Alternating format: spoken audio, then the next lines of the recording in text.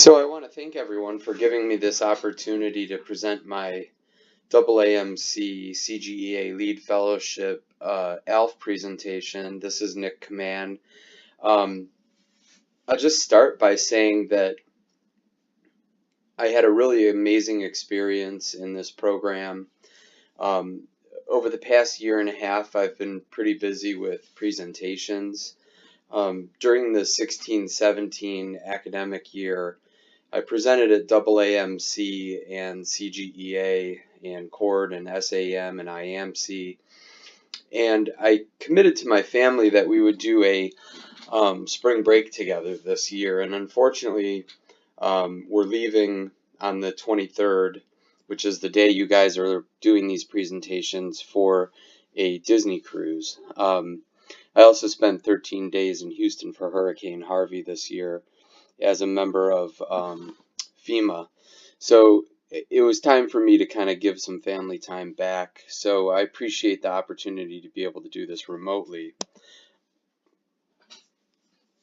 My role right now is as the Med4 director at Ohio State, and we call that Part 3. And so really the focus of a lot of what Janet and I talked about over the course of the year has been the fourth year of medical school and the transition to residency, and really focusing on the students and the faculty that I work with. And we've talked about many different things, including increasing scholarship, developing young faculty, but for the focus of the ALF, we decided to look at the students themselves as the end customers of my part of the program, and how they do in the match, and how my advising for the match has been for them. So my innovation was a website that I put together for the students. It's a u.osu.edu website, and it starts with a welcome page that kind of talks about the point of the website is to get medical students at Ohio State ready for the match and help with the application process. I'm also in about 3 weeks, I'm presenting at an Ohio ACEP kind of regional meeting for medical students and residents, and I'm presenting on the fourth year of medical school there. So my hope is that other students in our region can use this website. It may not be applicable to all students, but that would be my hope. So it has different kind of pages. There's a tab on Med 1 and Med 2. There's a tab on the standardized video interview. It has a lot of different links. In our specialty, there's a lot of different websites you can go to. EMRA, Emergency Medicine Residents Association, CDEM, Clerkship Directors in Emergency Medicine, SAM, Society of Academic Emergency Medicine, of course, AAMC, ERAS, VSAS. So the goal of this is to help put several different resources in one place, if you will. Let me click on this.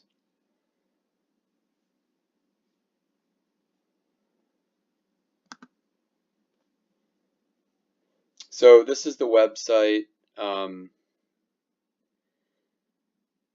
you can see just kind of the different tabs. Again, there's one for the standardized video interview, and on here we kind of talk about what our OSU prep plan is, and we did really well with that last year. A link to some essential documents. Here's for Med 3, tips for success as a Med 3, the Med 3 clerkship. So hopefully that resonates with some of you and you think it's a pretty good resource. So as far as the approach that I used, I really focused on domain 2, which is developing others. I think I focused a lot on my role as the Part 3 director at Ohio State. I focused a lot on developing junior faculty, getting them scholarship, encouraging curricular development. For the purposes of the ALF, though, I focused on developing others in terms of focusing on the students. So again, I developed the website, provided individual support and empowerment. As far as the frameworks that we learned about, I think I worked primarily in the Bowman and Deal human resource and symbolic frameworks.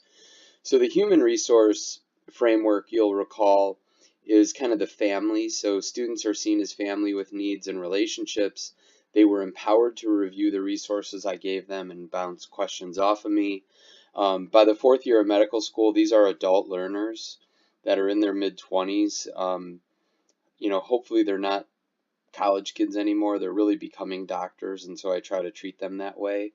I also worked within the symbolic framework. I tried to inspire students to achieve great things under the Ohio State culture that we have, Buckeye Nation and everything else. We do have a really strong kind of camaraderie at Ohio State, and it's a nice thing that we can lean on, and it's something that brings everyone together. As far as the outcomes, this year we had 21 students match in emergency medicine. This includes a student that didn't match in EM that I helped in the SOAP. She got a spot this year. I worked with each and every one of these students. We had no unmatched students this year.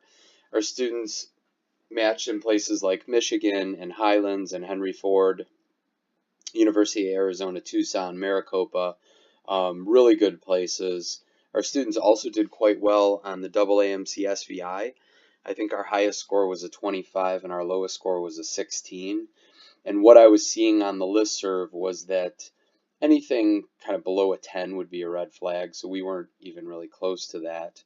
I hope to improve the website and survey students on their perception of our advising.